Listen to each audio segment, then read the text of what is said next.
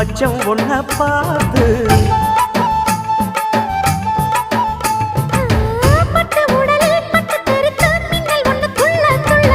வெக்கம் துடிக்க விளக்கணைக்க ஜன்னல் கண்ணை மூடிக்கொள்ள 10 நாள் கழிச்சு தாண்டி கதவை திறக்கணும்.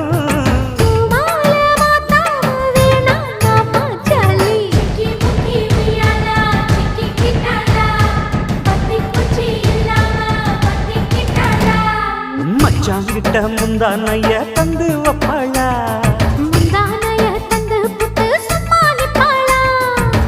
பல நாள் பசி இருக்கு விருந்து வப்பாளா.